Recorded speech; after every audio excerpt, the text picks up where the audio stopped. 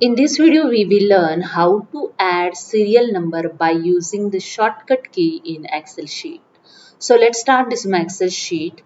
So I enter here first number. Then I use the shortcut key Alt H F I S. Okay. Then here you see one dialog box is open series. Then I select the column because I want serial number in column. Then I enter here step value 1 and stop value I enter here 200 and click on OK.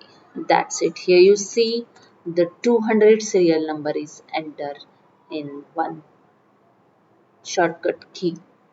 So this is a way you can use this shortcut key to enter the serial number up to where you want.